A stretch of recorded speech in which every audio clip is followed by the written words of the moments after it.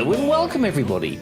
Welcome to the No Name Music Cast. My name's Tim, and this is Joy.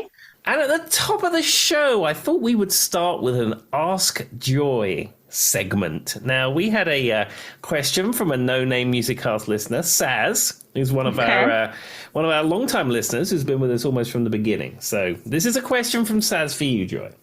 She said she was going to give it a goog, if you use the right terminology, but she thought she'd ask you, because, you would know these answers. So the question she has for you: what is the difference between a sultana and a raisin? I don't know what a sultana is. Am I supposed to know what that is? I mean, I know what a raisin is. Is that what is it, Tim? Well, I think you should Google sultana, bring it up on the screen, and then make your judgment. I'm so concerned. Is it a foo? Because I'm seeing an artist called... Okay, am I spelling it right, Tim? How do you spell sultana? Sultana. Oh, it's a grape. Oh, so it's kind of like a prune grape thing. But Saz needs to know what the difference between a sultana and a raisin is. Well, it looks like, based off of this, it looks like a sultana is a type of golden raisin. Okay. That's what the internet's saying. I gave it a Google. Sorry, Seth. I've never heard of the term sultana. Is this something we talk about in America, or is that a British term? Well, I've heard of the name of you have sultanas in a cake, or sultanas in some kind of pastry affair. Wait a second. It says British, a small light brown seedless raisin used in foods. I think I got tricked. This is a British term, everyone. I'm like, the heck is going on? So it says it is a golden raisin. Okay. I see what she's talking about. In the picture, it's the lighter colored one. Mm-hmm. Whereas most of our raisins, okay, I will give you an answer here, Saz, now that I see the pictures. So, it's like the lighter color. It has a lighter flavor, too, to it, I think. It tastes more citrusy to me. Mm-hmm. Whereas a raisin is the darker colored one. And we get them in the little boxes here that say, sun-dried raisins or something. And they're all from grapes. There we are. Well, Saz... Just like wine, and wine's basically a fruit, so you should just do it. There we are. It's one of your 5 a day, so I understand. There we are, Saz. That's the answer you was looking for. Though she does have a follow-up question for you on this topic. God, do I know what the definition? Do I know what she's talking about?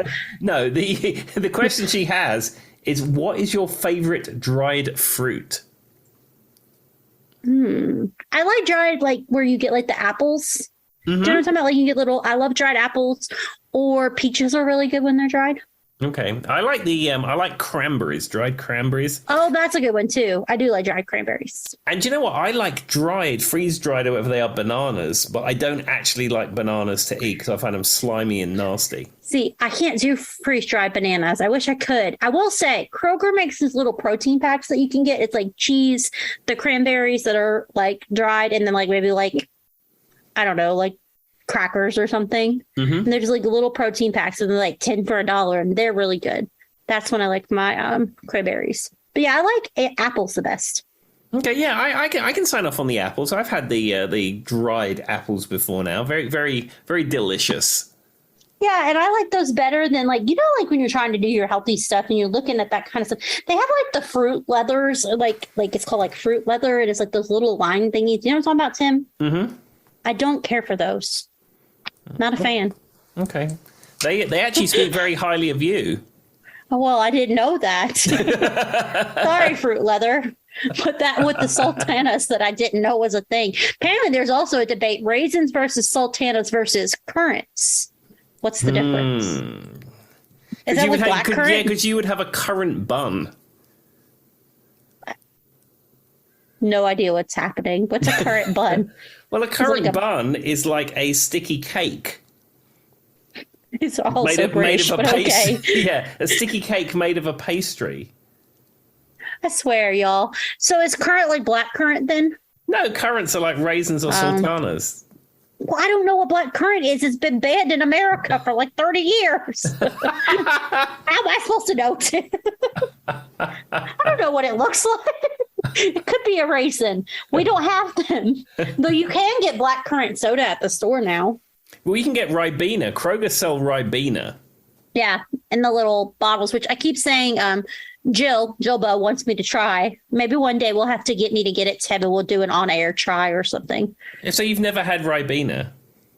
No, I've seen it. See, like soft drink cordials in the UK, rather than like here, they're like powder, and you mix the powder with the water. But in England, you get them in a big bottle, and it's like super concentrated. And then you stick a bit in the bottom of your glass, and you fill the rest up with tap water. And that's what Ribena is. Well, you can get the bottles at Kroger in the international section. I know that, but I'll have to get a look at it before I try it to make sure I'm doing the right thing.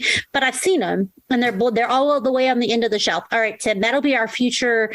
Like, you know how we did the wagon wheel challenge. We will both take a sip of it and tell everybody what we think, even though you've had it before. I'm fairly certain. Okay, so this will be our challenge for the week: is go to Kroger, get Ribena, and then we'll be ready on air to drink Ribena, and then you can give me your. I just have an image of the clickless kids trying to find, because, you know, Tim, it's always like a 16-year-old kid picking out our groceries going, that's a 16-year-old American going, what the heck is a Ribena? As he's trying to pick it out for both me and Tim's order.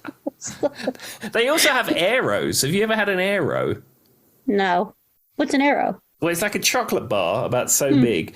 And like you have chocolate arrows, which has like fluffy aerated chocolate in it. And then they do mint arrows, which has like a rated mint in the middle. I will say, when I used to work, I was an HR manager at Kroger, and I remember we did like this Friday free week or whatever, and it was the digestive biscuits. And I remember this old man, because every Friday they give you a free thing with your Kroger card.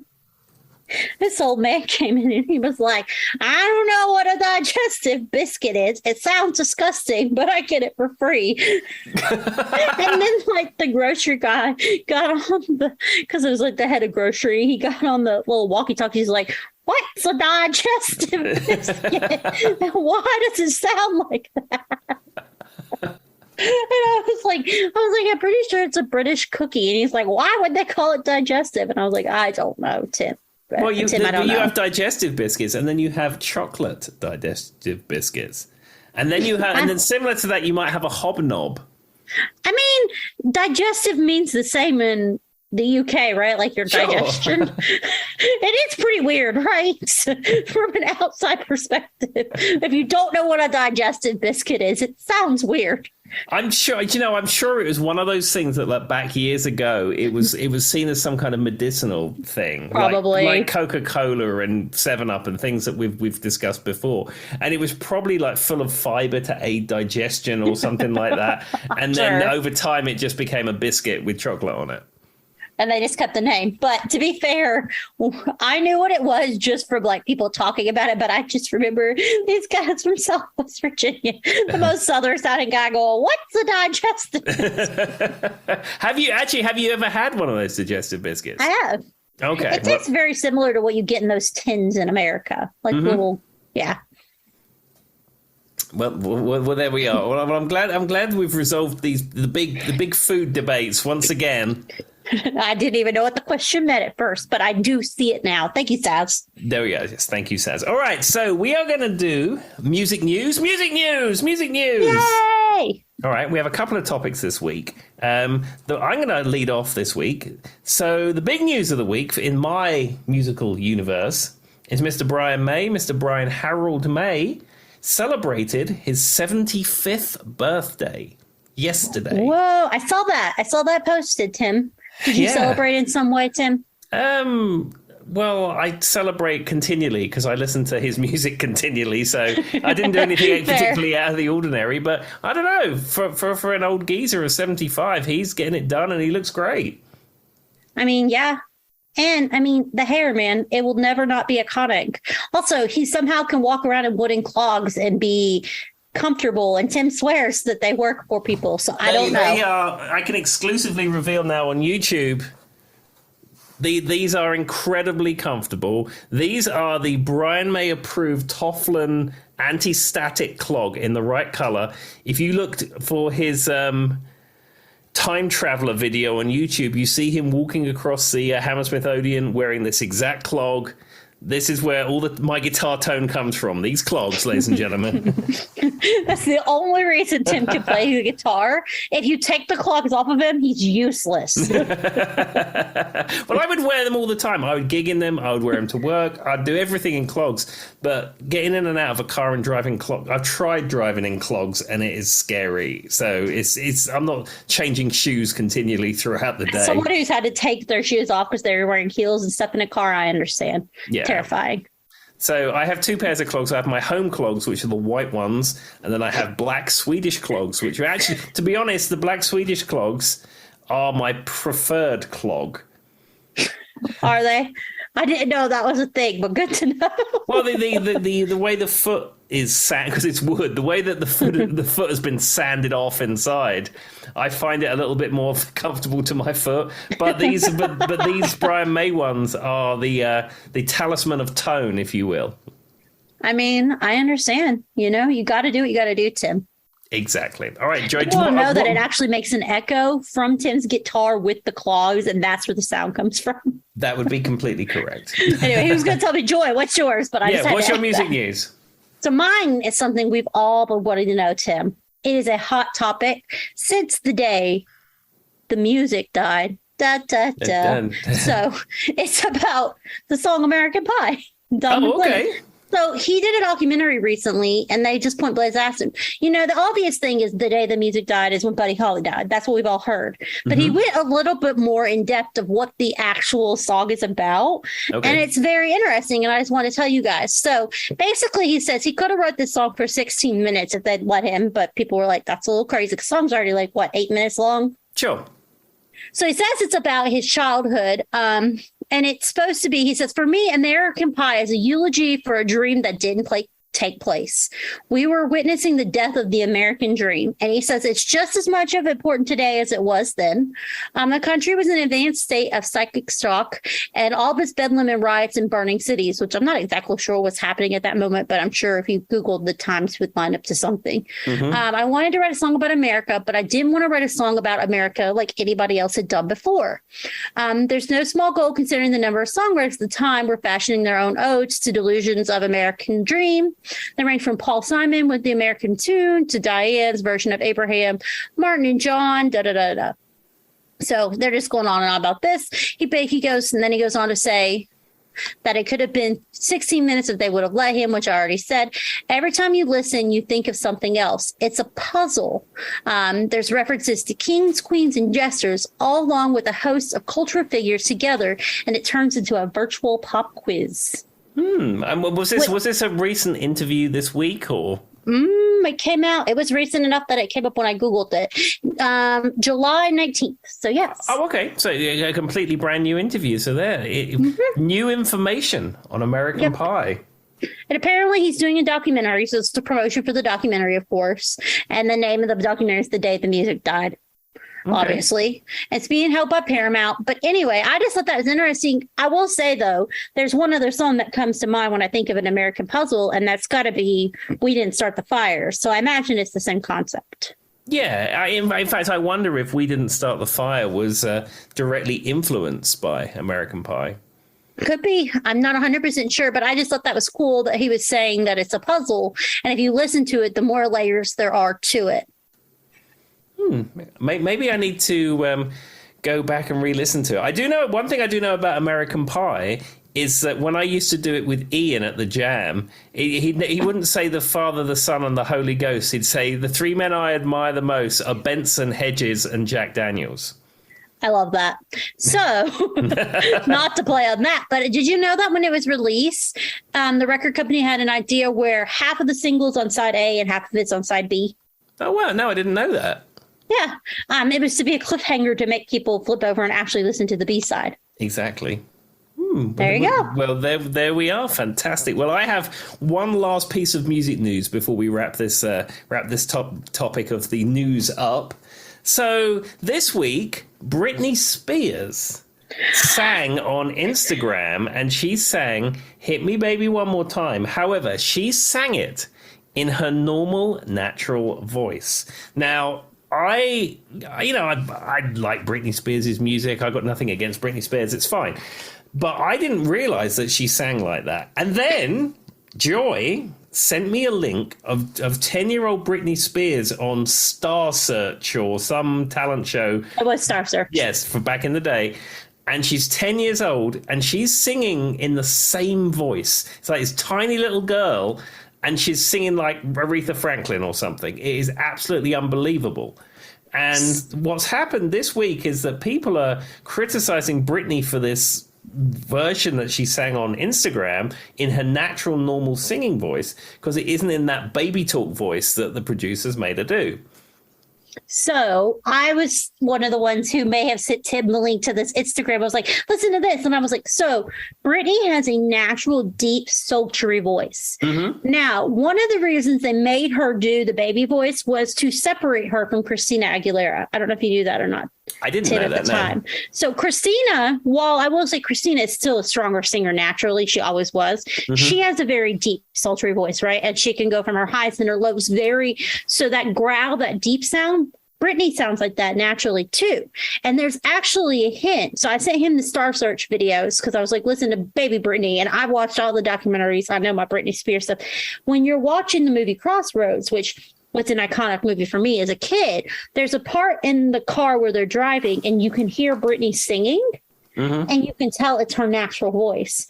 But there was two things. One, I think it was just to over-sexualize her in some weird way with the baby voice, but it was also they were trying to separate her from Christina Aguilera and they wanted to make good pop music. But her voice is naturally very deep and it sounds gorgeous when they let her sing it. Mm-hmm. One problem is she sang in that baby voice for so long, it's wrecked her vocal cords.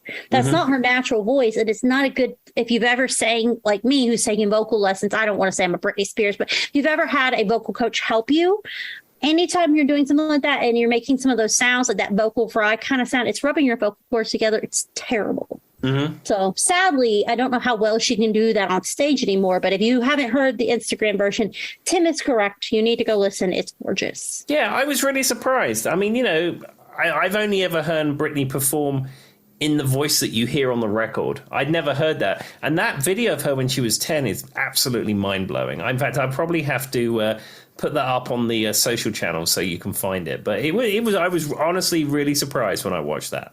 Well, that's good. There's 2 or 3 of them. Which one did I send you? I don't remember, but it doesn't matter. I mean, it's an Aretha Franklin kind of old school soul song. There's 2 or 3 of her from, if you go on YouTube, of her on Star Search, and it's fantastic. And if you go when she was on the Mickey Mouse Club, you could also hear her occasionally singing in her natural voice because that was pre-record producers. Exactly. Well, there we go. Well, there you go. That wraps up music news. All right, so we are going to go into the topic of the week now. I don't know what the topic is. It is Joy's topic. So, Joy, over to you. So, about 6 days ago was my birthday. Mm-hmm. And so this is a kind of birthday episode, kind of not a birthday episode. I asked Tim to give me his birth date. Because, you know, the hot debate has been if Tim's 100 or if he's 27. No one knows. But with that being said, we are going to go over the top Billboard songs from our birth years. So my birth year is 1990 and Tim's is 1974. So you're going to get a different kind of sound from both of us. We'll go through as many songs as we can. And we'll just go back and forth like number 1 between our years. So we will start just whichever one I click, which is mine. It is one we've talked about on this. It is number 1 is Wilson Phillips' Hold On. Ah. So that's a fantastic song. I love that song. And we've spoken about it before. And Hold On is one of those earworm songs for me that gets in my brain and it just won't leave. And it's been out for a while, though it's about time that it came back in there, and everything about that song is great. There's the singing, the production. I think it's Waddy Wachell plays guitar on it, and it is just an amazing song. Well, and I was recently, she did a document, what is her name? Cynthia Phillips, the main singer, Cynthia, whatever her name is. Yeah. She did a documentary, or not a documentary, interview with Kelly Clarkson, and she said the song is actually about, she was battling with substance abuse and a bad relationship breakup. So telling herself to hold on, it was a reference to herself trying to help herself just be like, just hold on, you'll get through this, it will get better.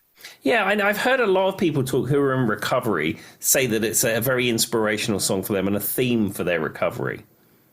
I just love the vocals in it. The vocals are so cool because you've got dynamic singers. They're all singing. I mean, they're not really harmonizing. It's mostly unison singing, I would say. There might be some harmonies I'm not thinking off the top of my head. But the way they sound just sounds so great. And I mean, to be fair, I know this song speaks to me even more because of the movie Bridesmaids, which I'm sure Tim has never seen. Absolutely not. But at the end of Bridesmaids, there's a whole tribute. The girl who's getting married, her favorite band was Wilson Phillips, and there's a whole tribute to Hold On, and it's just fantastic. And it's one of those songs I've never heard anyone say anything bad about.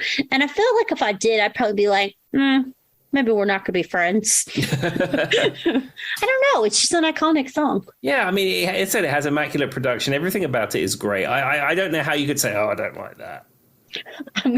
Okay, so I'm looking at what the number one for Tim's is, and it's Barbra Streisand's The Way We Were. Oh, I tell you, 1974, what a year. Barbra Streisand. Do you know that song, Tim? Yeah. I have some. Let me tell you about Barbra Streisand. I have on my computer a concert from the Millennium. It was like wherever she held this Millennium concert from. I don't know. I can't remember where it was held, but it's on the computer and I've heard it a few times. And she sang that song, and she sang lots of other songs from her catalogue. And then she's bantering between the songs, talking about how great it is. They're at the cusp of this new millennium. And sorry, Barbra Streisand, it is the most pretentious thing I've ever heard in my life. So The Way We Were was based off of a movie, right? At the same name. That song is from a movie of the same name, which I don't know that I've ever seen that movie. I know the song pretty well. I've heard it quite a few times. I will say even the song's a little pretentious. But, I mean, it's very Barbra Streisand-esque. And she does have a great voice. Don't get me wrong. I should not be dissing her considering she could sing, you know what I mean, laps around any of us. But it was apparently a huge song. The only thing I can think of when I think of Barbra Streisand is I think of my father, because one time we were watching some, like, one of those things where, like, they do, like, the telethons. You get all the different artists and putting money towards something, right? And there's all these Barbra Streisand songs that came on. For some reason, my father knew every Barbra Streisand song that came on. And that surprised me because I grew up in a very musically diverse house. I claim the reason I know music the way I do is because I grew up like that. Like my parents taught me this. But I had never once heard a Barbra Streisand song played in my house. And I'm like, why the heck does he know every Barbra Streisand song? Where did that come from? But I mean, I guess if you grew up in the time frame of my father, and he would have been, I don't know how old he would have been, 1974, but he would have been close to adulthood. There we are. Maybe Streisand was big on the radio then. I honestly don't know. I would say so. She's one of those people, though, that for me, I don't know her songs that well individually. They all kind of sound the same. That sounds terrible, and I sound like I'm insulting her, but I really can identify her music. Yeah, I mean, it's some of it's big band, some of it's singer-songwriter, some of it's like piano, jazz, lounge. It's kind of all over the place, Barbara. I mean, but that's who she is. And, you know, she's also on Broadway and things like that. So I get it. But I will say I'm not as familiar with my Barbra Streisand as I would like to be, I guess, or not that I'd like to be, that I am. I really don't want to, but, you know. All right.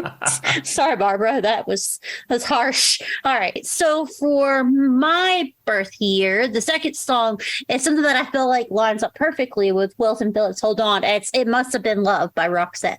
Now, that is a good song. Sadly, we lost the singer of Roxette not that long ago. Well, I say not long ago. It's probably a number of years now. But, I mean, it was Marie, I think.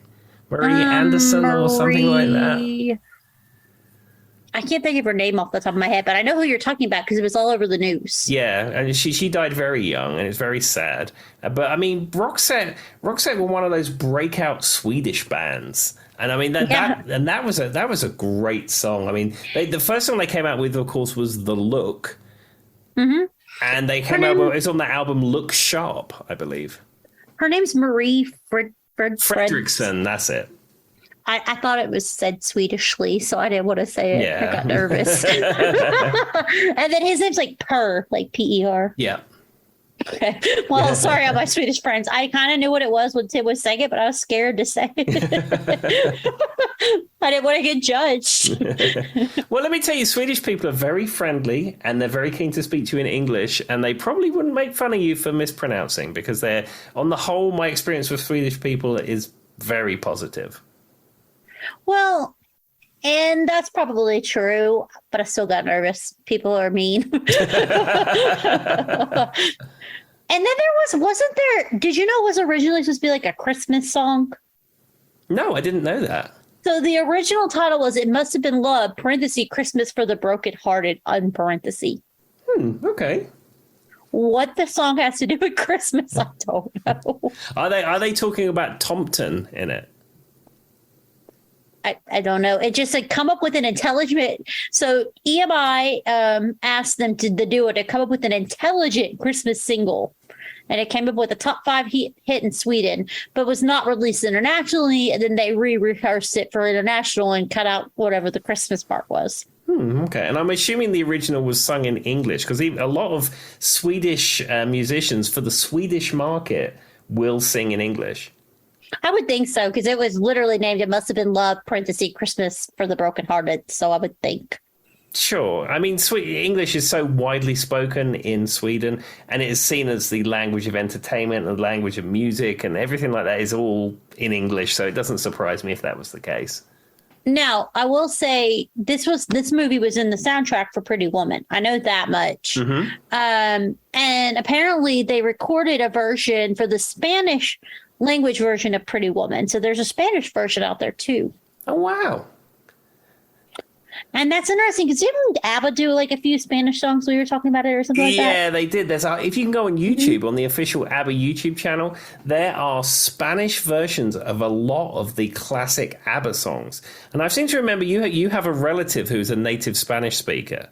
And he said it was pretty good. Yeah, and he said I was surprised how good quality it was. And much like Mr. Brian May, who we spoke about earlier for his 75th birthday, he recorded one of his solo songs, Another World, and he recorded that in Spanish. And I have a friend who, he's not a native Spanish speaker, but he speaks fluent Portuguese. And he has a good understanding of Spanish, though. Mm-hmm. Portuguese is his second language, if you like.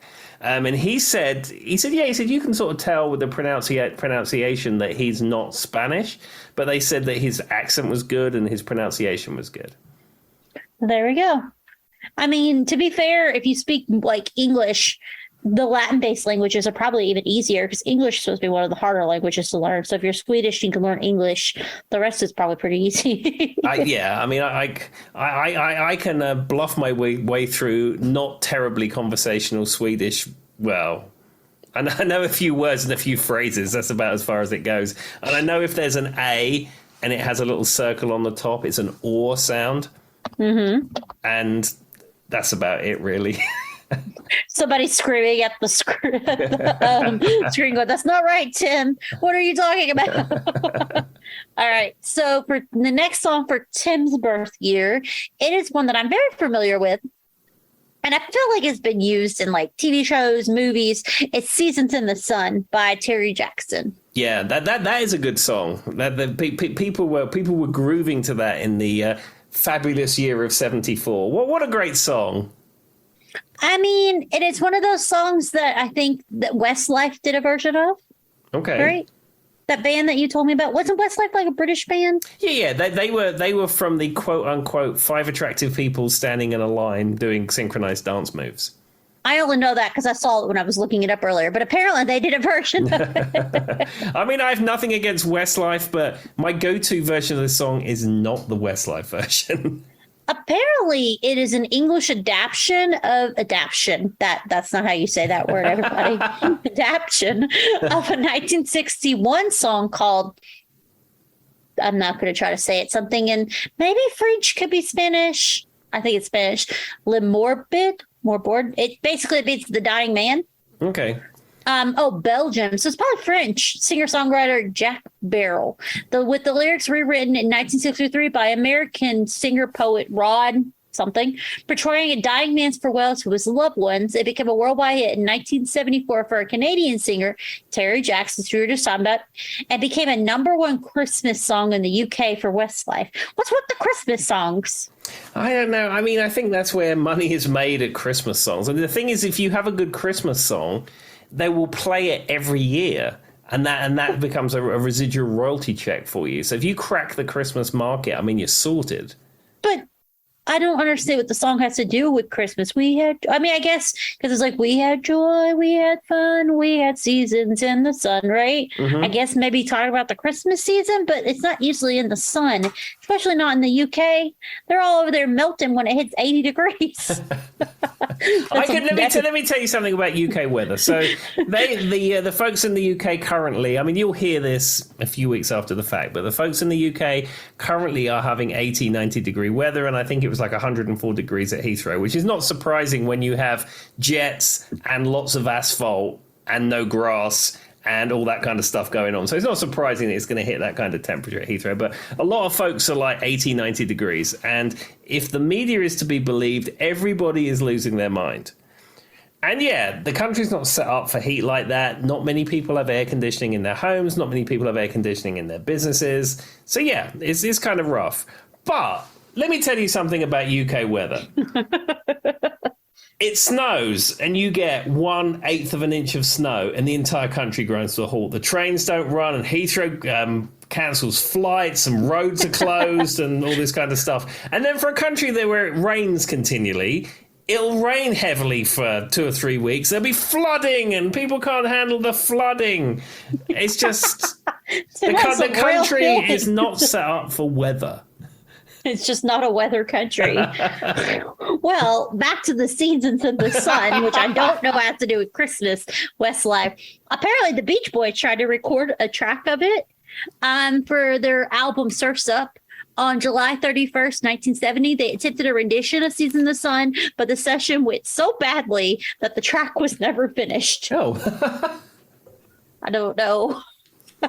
It's probably on one of these like box set things where it's like unfinished tracks. You know, like the Beatles anthology, and it's like take 37 of Eleanor Rigby where it ends weird. Yeah. There's probably a Beach Boys box set like that has that version on it.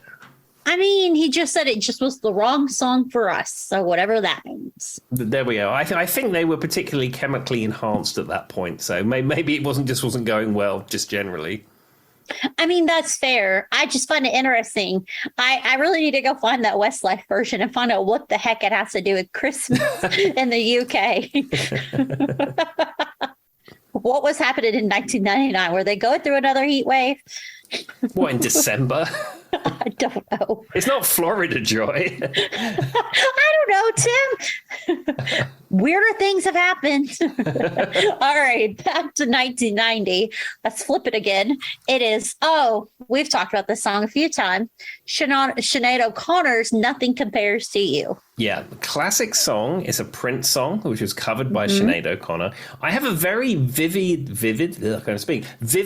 memory of this song and the video. So when this, in 1990 or 91 and that thereabouts, I was, I had work experience and I was working at Curry's in Hounslow High Street. Now, Curry's being an electrical retailer. So I don't know. They sold curry. No. That's what I thought you were going to say. It's a restaurant that sold curry. All right, continue. Yeah, there used to be two chains of electrical retailers, like Best Buy, but one was called Dixon's and one was called Curry's. And I think they merged at one point. Then I think Dixon's went away and it's just now Curry's. But anyhow. Got it. But when you was at school, you did work experience. So they'd ship you off to a business for a couple of weeks and you experienced what the world of work was like. And I did my work experience at Curry's, and they had like a wall of TVs with MTV playing on it. And like the first thing I did when I got there was rewire it because all of the cables that connected them were poor, and the TV and the picture quality was bad. But anyway, that's beside the point. But that was on heavy rotation on MTV while I was there. So whenever I see that black video, outfit. yeah. So whenever I see that video and whenever I hear that song, it always reminds me of my 2 weeks of work experience at Curry's. Which did not sell curry, everybody. No. I like curry, though. The Himalayan Cafe in Blacksburg, they make a really good veggie curry anyway. Tim, if you've never had it. No, I've been there. We used to do lunch. A lot of us from work used to go to the Indian restaurant buffet in Blacksburg, and that was actually pretty good. Since the COVID's kicked off, I don't know if the buffet is still a thing. I don't know. I don't know, but I have had their curry and it was good. Anyway, back to O'Connor. She's like wearing black in the video. The tears are rolling down her face. And I'm fairly certain, wasn't it like recorded somewhere in Paris? Or something like that? It sounds familiar. And I think it was done in one take as well. Sounds about right. No, I think if you watch it, there aren't any edits. I think the whole thing is just one take all the way through. That makes sense. Because she doesn't really do much in the video, but there's lots of tears is all I remember. And she's wearing all black. Yes. What a great description I gave of that video. She doesn't really do much. There's lots of tears and she wears all black. It's no wonder they don't have me write reviews of things on in magazines or something. You're moving into the broadcast sphere with this podcast. Maybe the written word, maybe publishing is your next thing. Obviously, I'm a woman of her words. All right, so number 3 for 1974. Let's just move along here. Now, this one I'm very familiar with because I know it is one of the only orchestra-based music with no words that ever made it into like the hot Billboard, whatever. Mm-hmm. It's the Love's Theme by Love Unlimited Orchestra. Are you familiar with that, Tim? Yeah, I've heard that song. Yeah, and it's known because it was one of the very few and maybe the only one that reached like number 1 on the Billboard charts and has no words. Yeah, it seemed to be back in the day, but I mean, certainly not in the last 20 or 25 years. Back then, there was a lot more diversity in what would hit the charts. You would have novelty hits. You would have instrumental songs. You'd have orchestral songs. I remember growing up, Torval and Dean, who were Olympic figure skaters, they would come out to Bolero, the classical piece Bolero, and that got released as a single, and then that went up in the charts. And it was, but now, I mean, I know charts to some degree are not that important because of streaming and playlists and stuff like that, but it seems to be that it's whatever fits the standard mold is what hits the charts. You don't get the novelty hits. You don't get the instrumentals. You don't get the classical oddity, weird stuff hitting the charts.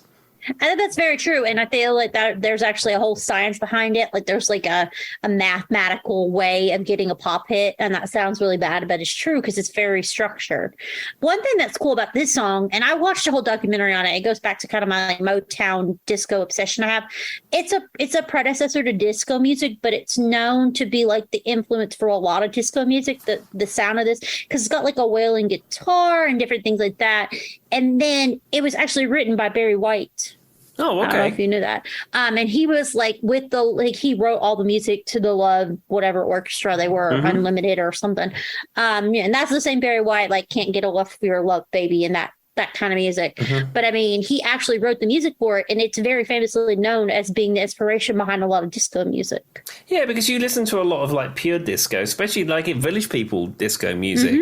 It has the orchestra behind it. It has the funky bass line and the funky drums, but but the orchestra is in it, and that's integral to pure disco music.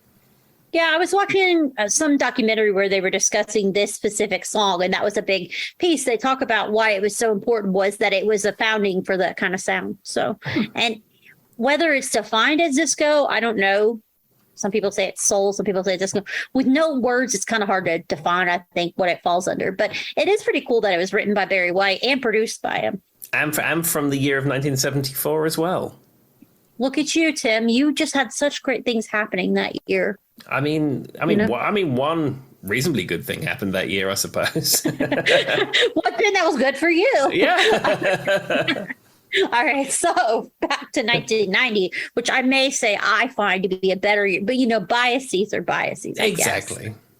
And this one, I'm going to say Poison, but it's the Bel DeVoe version. It's not like Poison, the other song. Mm-hmm. So, are you familiar with this song, Tim? Yep, I'm familiar with Bel Biv DeVoe.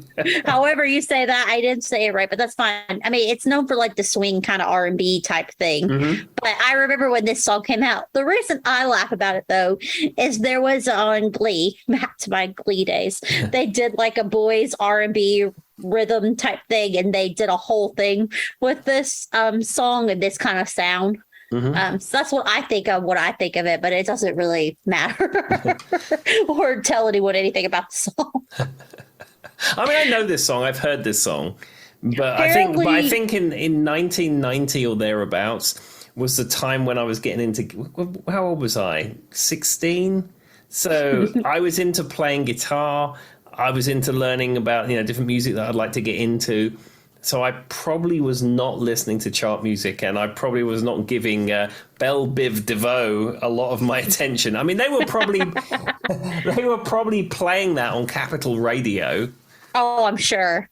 Well, I will say this song, I was just, because I did a little bit of research about the top 5 songs that we were going to hit. Mm-hmm. It does say that he wrote it as a love letter to his ex-girlfriend. Which is weird because it's like, girl, I've been telling you you're poison.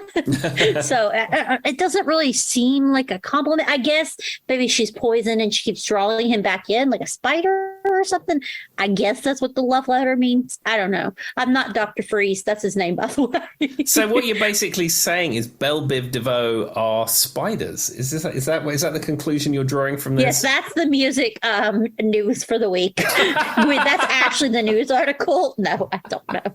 I'm just saying, it doesn't sound like that great of a love letter I'd want to receive. As they're known, arachnid pop stars Bel Biv DeVoe. Tim says their name better than I do because I failed that. I'm like, Bel did something DeVoe. Bel I do know the song, but DeVoe. All right. And we're going to go back to 1974. This is one that everybody knows and became very popular because of a certain movie, Guardians of the Galaxy, that came out. And I'm very quick to tell everyone they're named Redbone because they're Indians. It is Come and Get Your Love by Redbone. Okay, yeah, I had a birthday card. Yeah, I mean, this is years ago, 15 plus years ago, I suppose. And it had I think it was the top 10 UK hits for October 74 or something on it. And that song was on it. And I remember that.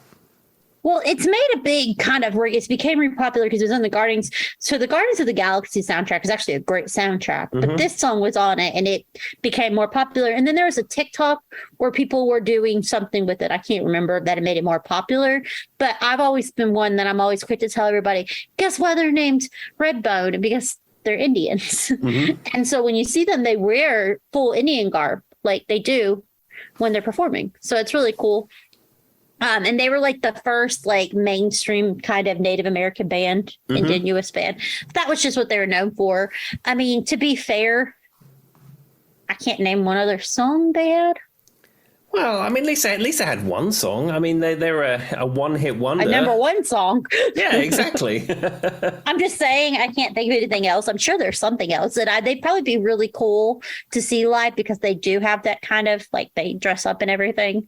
Sure, it would be fun. And there's lots of drum sounds when they perform live. Mm-hmm. Heard that. But that's just kind of their thing. But I will say that song, I'm almost getting a little burnt of it, though. I'm not going to lie. Yeah, I mean, I'm not burnt on it. The one I should say, I've never seen Guardians of the Galaxy. I'm familiar with the soundtrack and the music that they used in those films, but I've never seen it. But the one that you always see, especially in trailers for Guardians of the Galaxy, is Fox on the Run. Mm-hmm. Well, and Rubber Band Man's on there. I know that. And it's a great soundtrack. It really is. And then the second Guardians of the Galaxy, I own both the soundtracks on vinyl. They're great. But for some reason, recently, since that soundtrack came out, I've been hearing Come and Get Your Love everywhere. Okay. I don't know. Maybe it's having a moment. Maybe it's been in Stranger Things or something. Maybe. I will say the beginning of Rubber Band Man is one of my favorite beginnings to a song ever. It's a great song. that da-da, and then like there's like the horn section, and I think in Guardians of the Galaxy is like an intro, like him walking in, and that's what's playing. But that song might be one of my favorite intros to a song ever. Not that that's related to anything we were talking about, but just so everybody knows. Do you think that Guardians of the Galaxy is one of these franchises that brings old music back to younger people in the same way? Do you remember when Guitar Hero came out? Yep. Guitar Hero came out, and all of a sudden you had younger people and children wanting to listen to like classic rock because that's what's in the game. And like with Guardians of the Galaxy, I wonder, it's the main place where people who are not familiar with this music have been exposed to it. Well, and it really is, because in the first one, it's like Hooked on a Feeling. Everybody knows that song. It's been everywhere. Spirit in the Sky. I mean, it's these really big, bolsterous tracks that's going to speak to anyone if you've never heard them. But I remember another example of this that happened to me was when I went and saw Deadpool in the theater. And there was a bunch of Salt and Pepper songs on there. And like people around me were like, oh, that's a great song. I like that song. And I'm like, how? Are you guys, this is your first time hearing it? Like, what's happening? Like, it brought a bunch of, but I actually love, did you see the thing that Metallica said, though, about the Stranger Things, where, you know, the song from Metallica was in Stranger Things, and everybody's talking about it now? Yeah, I saw that this week. It was, it was unusually cool certainly from Lars Ulrich. He was like, stop gatekeeping, basically. Yeah. Because, I mean, it's awesome, though, because Tim and me both have this thing where we don't believe in being music snobs. We think that's silly and overrated, and you like what you like. So if it brings people to good music, I say, who cares? Exactly. I mean, like today, my album of the day that I listened to was The Carpenters. It was Carpenters Gold, which is, you know, probably everything you need in the realm of the Carpenters. But, you know, I could go downstairs after we finish this record and I could put, I don't know, Pantera on, and I could enjoy that equally. You know, you like what you like. With music, you don't have to justify it. You don't have to prove anything. It's like, if you like something, just listen to it, enjoy it. I will say, though, I am a huge Southern Nights Glenn Campbell fan, and that is in the second Guardians of the Galaxy, and they did it so well. Because once again, every one of the songs they choose, like you said, Fox on the Run, Mr. Blue Sky, The Chain, just trying to think of some of that, Wham Bam Shamalam, or whatever that song is. Those songs are all very big, larger than life. So if you're making a superhero movie where there's a lot of introductions, right? Do you see how that would make such a great soundtrack to work with that, and how it would make people want to hear those songs outside of that? Sure. Whoever did the music for it was fantastic. But the reason, Tim, since you've never seen it, is the main character, he was like, he had a bad childhood and he didn't have a lot of money, and he had like don't quote me on this internet, I vaguely remember the story plot, and this might not be 100% accurate, but basically at the beginning of it, he has like a little tape player that he listens to because he didn't have a lot of money. And on the tape player was all this good soul music and these songs that we're talking about. So throughout the movie, they start introducing more of the music. Okay. He's into it's not Star Child, Star Fox, Star whatever his name is.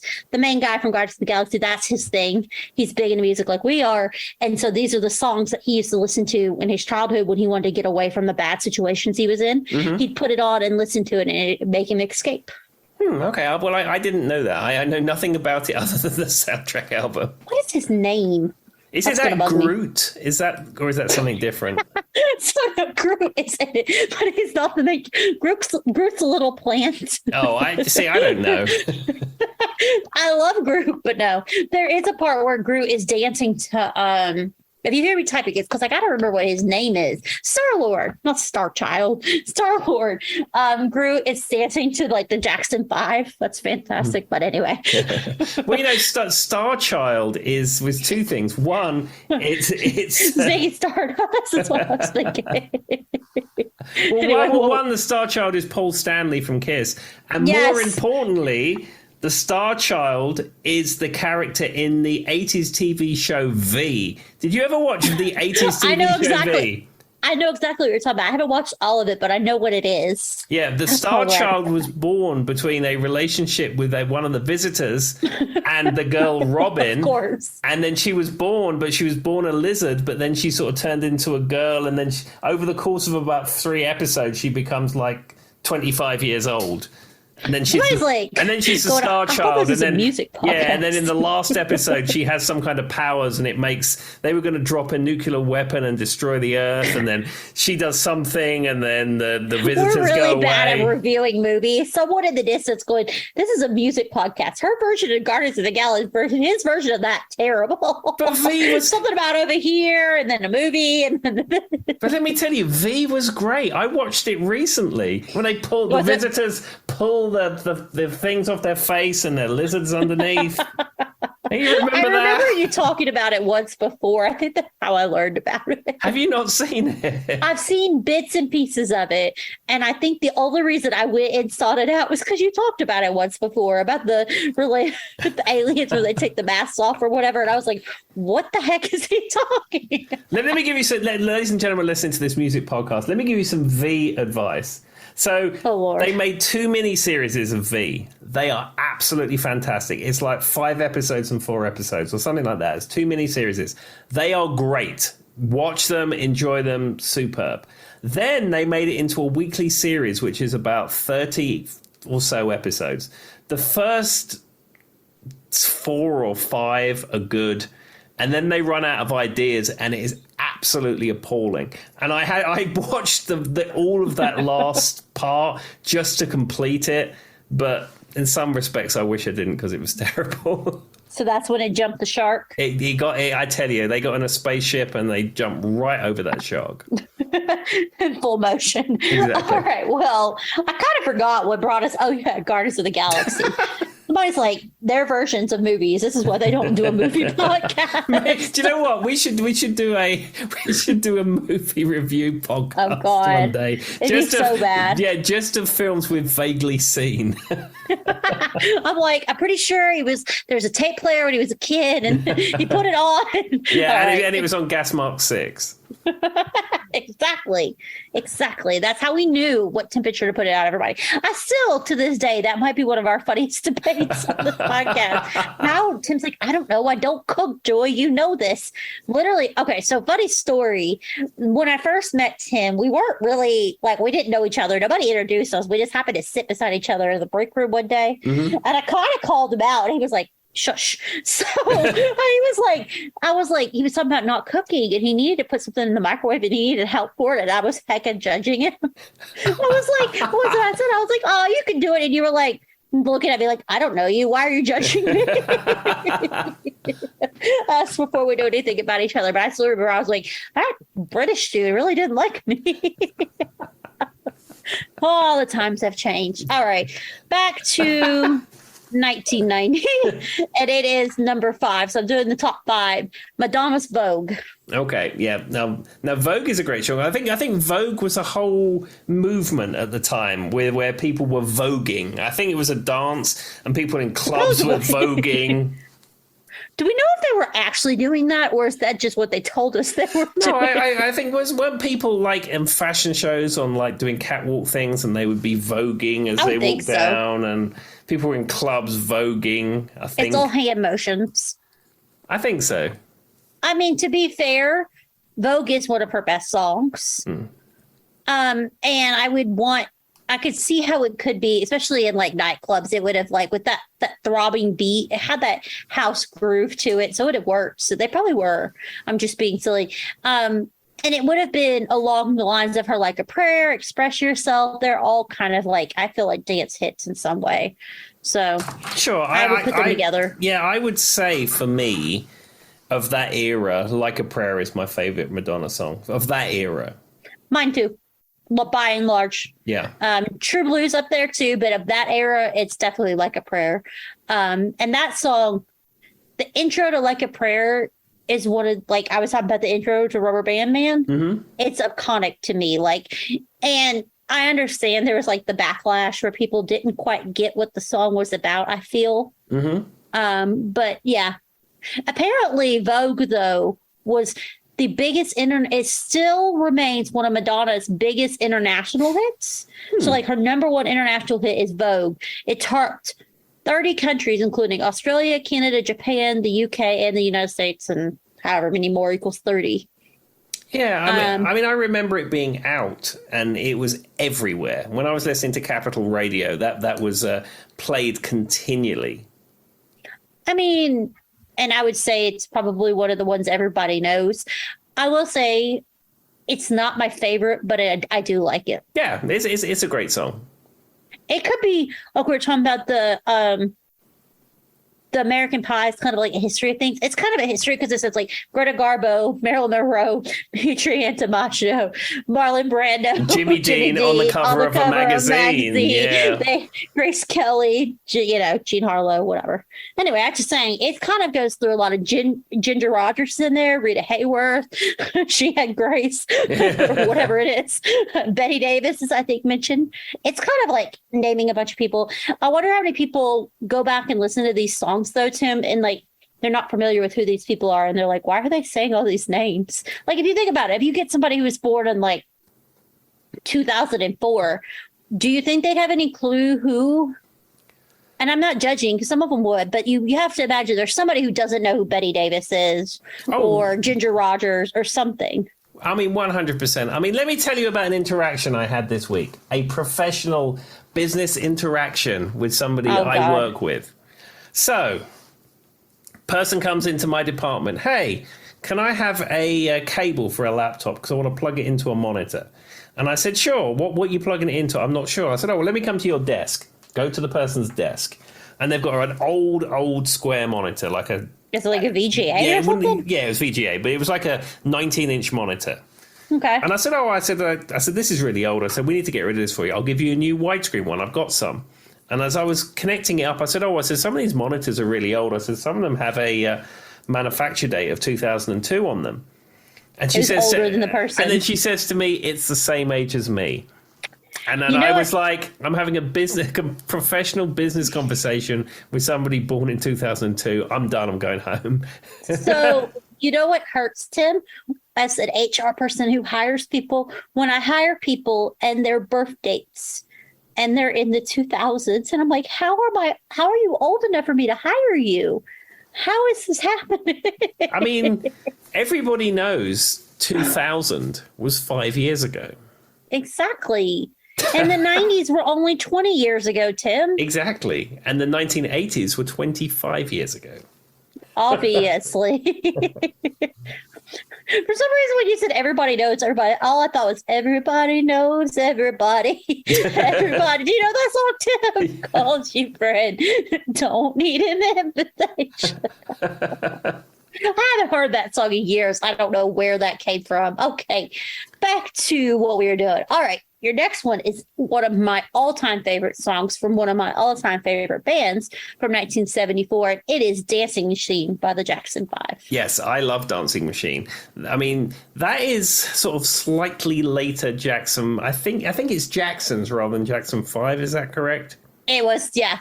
No, it actually says Jackson 5. It does say Jackson 5. Well, it's like... Must have been their last album then. Yeah, it's like Skywriter era Jackson 5. Because like early Jackson 5 was like I Want You Back and The Love You Save and stuff, and then they sort of got more towards the end of the Jackson 5 era. They got more into that kind of like disco-y type sound, which they then further explored when they became just the Jacksons. Yeah, and they had to do it because they had to differentiate themselves. There's like a whole legal reason behind them making the change, but this one was a self-titled album, and it does say the Jackson 5 on the album. So I can testify to that one, but this was probably the last one they would have done. Now, I love this song, first of all, because, I mean, it's dance music, and it's fantastic, and if you've never heard it. But I remember this is one of those moments, Tim, where you don't want to make assumptions about people because you don't know what they know, right? Mm-hmm. But I remember one time when I was the HR manager at Kroger, I went into the click list department for something. I was talking to them about a hire or something I needed from them or whatever. Do some trainings, whatever HR was walking in there for. Well, in the click list department at this specific store, and this is the first time they had a click list department. It was a new department. I hired all the people for that department, and it was like a montage. It felt like at some point because I hired so many people. Anyway, right when it got started, they would play music in the back where they had all the like area where they put all the food to set it up and stage it for when they're bringing it out to the people. Mm-hmm. And they were playing Dancing Machine. Okay. And I distinctly remember walking into the apartment. I was like, oh, cool. And there's this guy, and he looks right at me. And he goes, you probably don't even know this song. And I'm thinking, first of all, that's kind of rude. Second of all, it's the Jackson 5. You're not listening to like some obscure, you know what I mean, early metal music. Why would you even say that? I just looked at him and walked away. Like I didn't need to justify it. You know what I mean? But it was one of those. It's like, what? It's not really that obscure of a song, considering we just learned it was #1 for its time period. Such a weird thing to say. Yeah, that is very presumptuous.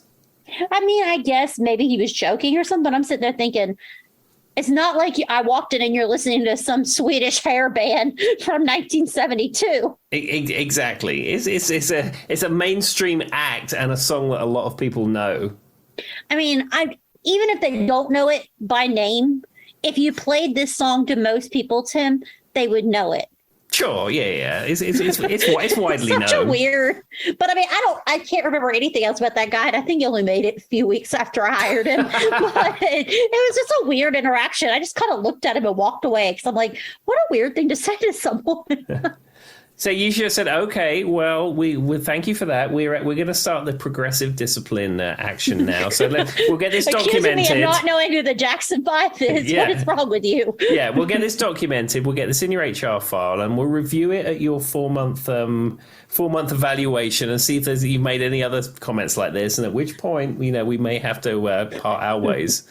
I should have been like, yeah, but what album was it off of? And what year did it come out? Like, I also hate, have you ever seen those things, Tim? There was a video that was going around on the internet, and there's this guy who's walking around an amusement park, and there's a bunch of people wearing like AC/DC shirts, Pearl Jam shirts, I don't know, just random bands like that. And he's walking up to him and goes, name 3 Kiss songs and name 3 of this song, trying to put them on the spot because they're wearing the shirts. Mm-hmm. But here's my problem with that. One, who the heck cares? It's a t-shirt, right? Mm-hmm. I don't really care. But 2, if I didn't know who you were and you randomly just walked and put a camera in front of my face and asked me something I wasn't expecting, I might just blank. Sure. I mean, certainly, as we've spoken before, in the realm of quote-unquote proper TV, you have to sign a release before the footage can be used. So, but I mean, if you're shooting somebody on YouTube, if you're shooting stuff for YouTube, I think it's probably a complete free-for-all. But I mean, if someone walked up to you, Tim, and you're just like going along your way and it's just like yells in your face to name this, you could see yourself blanking like off the top of your head because he doesn't give them enough time to like gather their thoughts and think, I want to rock and roll all night. You know what I mean? Or something like shoot to thrill, pay. You know what I mean? Sure. Or whatever. So like I could see him doing that to me and be like, name 3 Prince songs. Like if I was just walking around wearing my Purple Rain shirt and any other time of the week, I'd be like Raspberry Beret, Kiss, whatever. But if he did that to me in the spot, so I don't feel like those videos are fair. No, I mean, that's a completely unfair set of circumstances. I mean, I'm sure a lot of people was like, no, I don't want to do that. That's the other thing is they're probably like, I don't care if he knows if I know 3 Kiss songs. Do you know what I mean? They're just like, I'm walking around with my kids going to see Mickey over here or something. I don't know. It's just been, I have to find it and send it to you. It's the most recent. It's popping up. And I just like, and then the other ones that I always worry will happen to me one day is some artist will walk by me and I'll be wearing their t-shirt. I won't recognize them because I won't think it's actually them. Because like some of them, they just look like average people. And if it wasn't like my mind wasn't thinking about it. Exactly. Like, I mean, there's that photograph from a music festival. And it's a guy that's passed out wearing a Led Zeppelin t-shirt. He's like completely drunk or passed away. He's just like... And then Dave Grohl was with John Paul Jones from Led Zeppelin. Yeah. And there's a picture of John Paul Jones with a thumbs up next to this guy in a Led Zeppelin t-shirt. It's so funny. It would be hilarious after the fact, but I'd be mortified if I were passed out drunk. And like I wear, you know what I mean? But no, they took a picture of me. Oh, that would be terrifying. Yeah, like you'd be wearing your Queen t-shirt that you have, and then there'd be a picture of Roger Taylor behind you with a thumbs up. That would be terrifying, right? I'd just be like, oh man. But all I'm saying is like I don't The other thing is, I actually don't care. Like, if you're wearing a Kiss t-shirt and you can't name every Kiss song, it's just a t-shirt. Sure. Maybe you just like the design. Is that weird of me? But I just don't care. I used to have a Bob Seger t-shirt, which I really liked. It was very good quality, and I like the design on the front. And, I like Bob Seger, but I'm not a Bob Seger super fan. I like a few of his songs, but I really enjoyed the t-shirt, so I had a Bob Seger t-shirt. I mean, I have a Preach t-shirt. I have 2 Queen t-shirts. I have a Beatles t-shirt. I have a Spice Girls t-shirt, and probably more. I have a Selena t-shirt. I have a few band t-shirts, but I mean, it's just the idea of someone walking up and doing that. It would probably just make me angry. I'd be like, leave me alone. I don't have to prove anything to you. Exactly. Anyway, that's my theory on those videos that are going around. Nothing about the Jacksons or Dancing Machine. She's a dancing machine. I think my favorite part about this, if you've never seen them play this song live, is they literally do. It's kind of like a robot move when they're talking about the machine. Mm-hmm. Yeah, have you seen the dance? Yeah, there's a video I think from American Bandstand, I think, or Soul Train, one of the two, where they're doing the robot moves. I've seen that. It's really cool because they're talking about a dancing machine, and then the song kind of has like a robotic. I don't want to say robotic, but it has like a very rhythmic sound that kind of goes along with that, if you've never heard it. So it's cool. All right. So that was Tim's number 5. Let's go back to the 1990s. Did I accidentally close out of it, everybody? Hold on. It's a fail on my part. I accidentally closed out of the top songs of 1990 while looking up Dancing Machine. You hear me clicking. It's the fail on my part. All right, back to the 1990s. Oh, we went over mine. Mine was Vogue. Okay, how much more time do we have? Do we want to do 2 more songs, Tim? Yeah, let's do 2 more songs before we wrap this up. So number 6 is a Mariah Carey song, which is not popular, which is not surprising because Mariah Carey is like the queen of the 1990s when it comes to chart topping. Mm-hmm. And she's still known as having like the longest running 1990 top hit. And it is the song Vision of Love. Okay. It's a song I've heard. It's not a song I'm terribly familiar with. As I've said to you before, Mariah Carey for me is when she did that cover of I'll Be There from MTV Unplugged. And she looks amazing. She sounded amazing.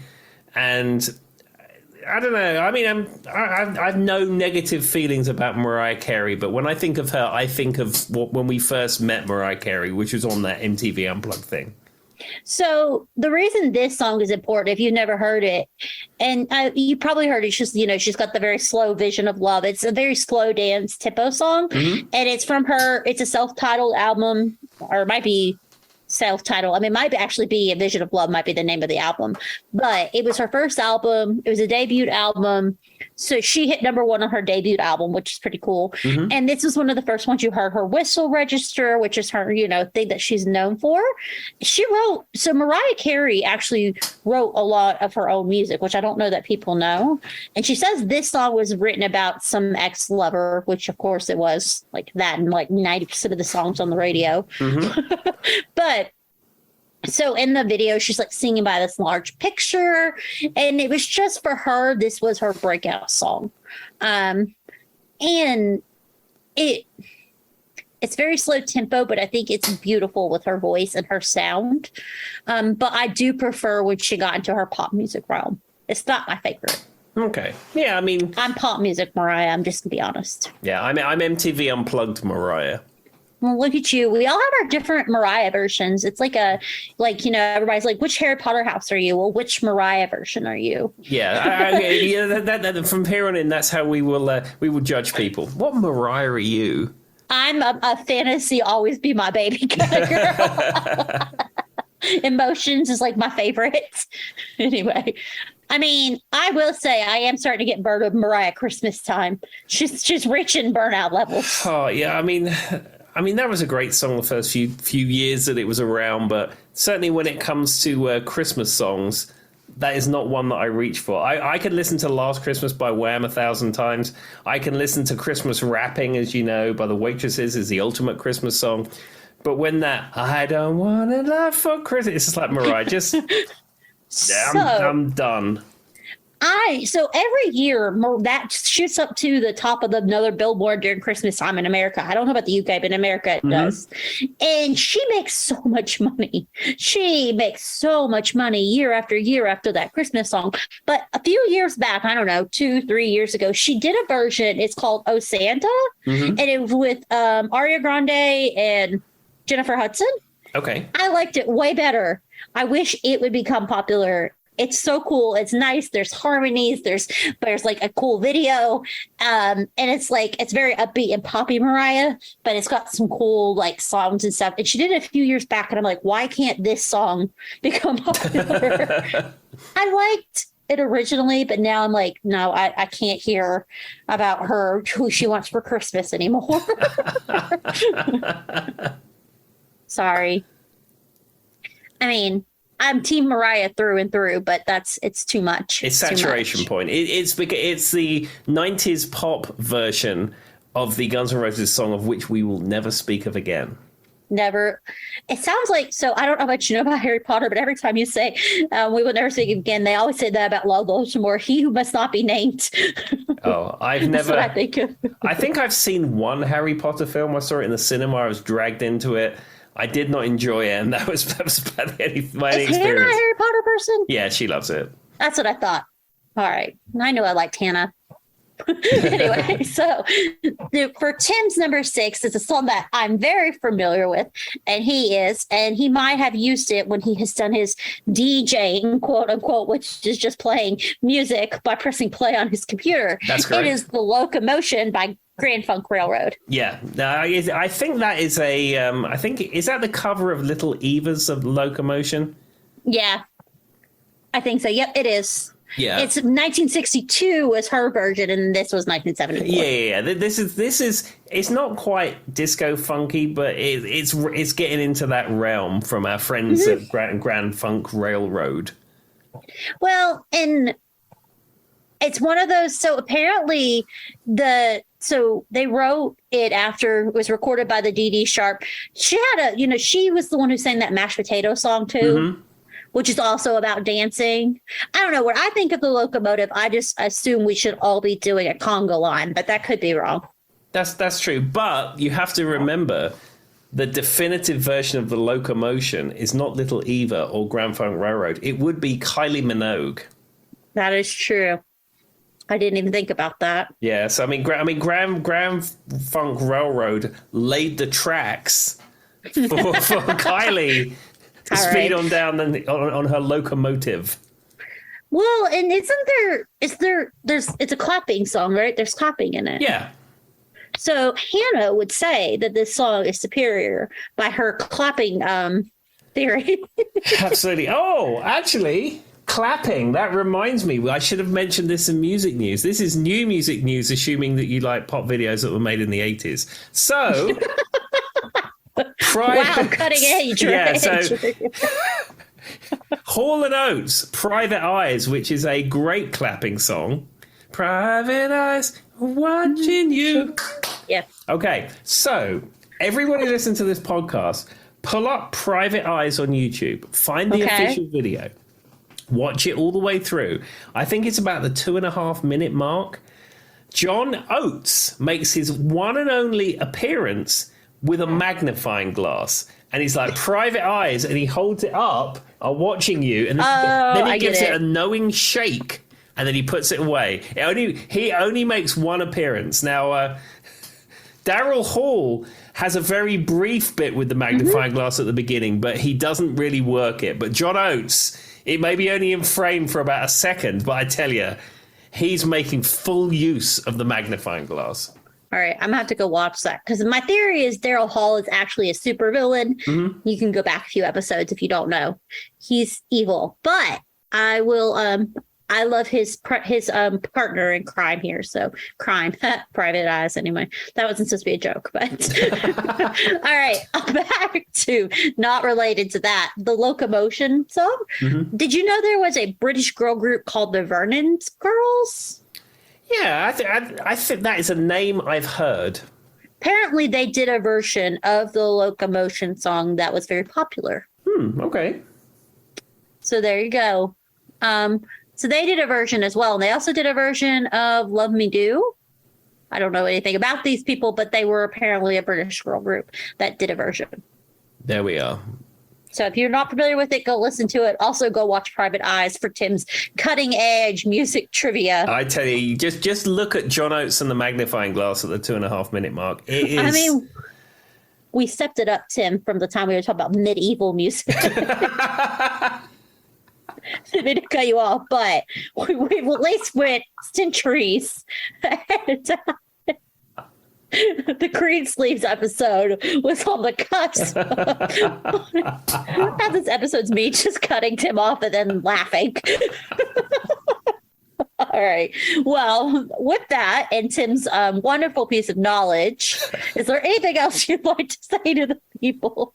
Just be kind. And I will second that. All right. Bye. Bye-bye.